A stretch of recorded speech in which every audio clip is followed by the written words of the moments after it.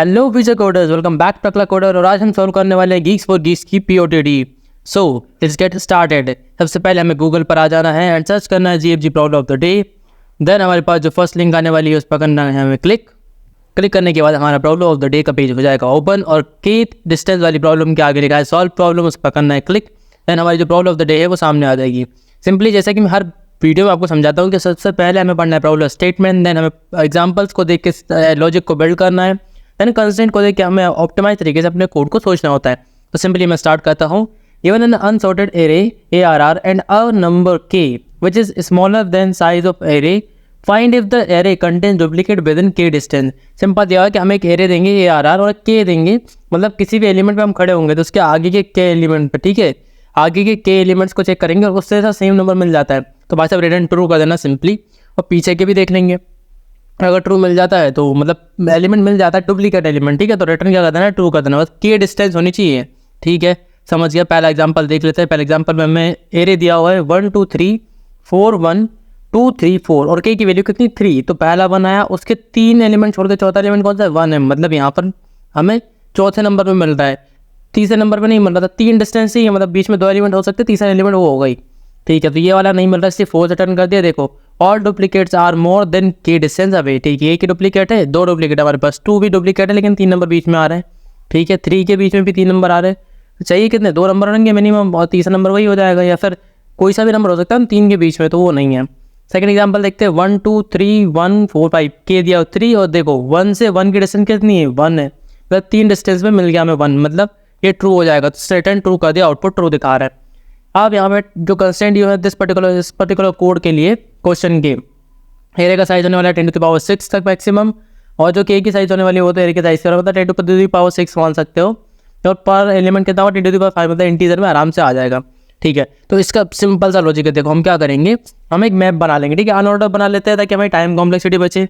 Unordered map बना लिया हमने, अंडरस्कोर मैप लिख दिया, देन इंट, ओके। और इंट और इंट का बनाना है, ठीक है। हमें करना क्या है बेसिकली, उसका जो अकरेंस है, ठीक है, मतलब जो इंडेक्स है वैल्यू के साथ इंडेक्स को मर्ज करके यहाँ पर रखना है, ठीक है। एम नाम से बना लिया सिंपली अनऑर्डर्ड, ठीक है, ठीक है। अनऑर्डर्ड मैप मैंने बना लिया है, वेट अ सेकंड।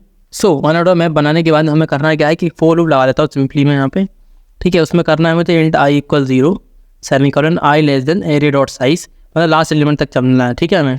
उसके बाद में सेमीकोलन लगाया i++ लिख दिया, ठीक है, सिंपल कर दिया।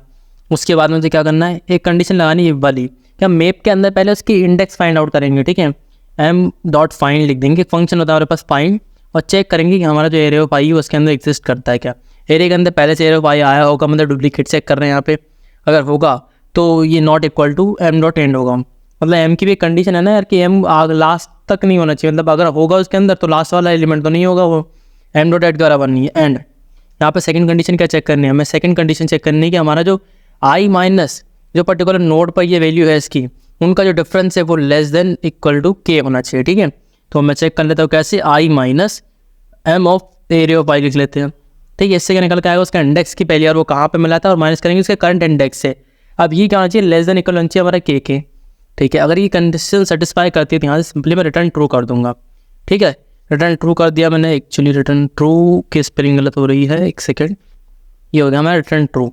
अब सेकंड बात क्या कर लेते हैं कि देखो भाई साहब, अब हर बार क्या करना है, हमें उसकी जो इंडेक्स है उसको अपडेट करना है, हर बार नया जो इंडेक्स आ रहा है उससे अपडेट करना है, ठीक है। तो मैं क्या करूँगा, m of array of i कर दूंगा, और इक्वल में क्या करना है, इंडेक्स क्या i, सिंपल हो गया, और बाहर निकल कर रिटर्न फॉल्स कर देना। मानते कि कोई भी ऐसा नहीं मिला हमको तो रिटर्न फॉल्स भी करना है हमें, रिटर्न फॉल्स कर दिया, सबमिट कर दिया, ठीक है।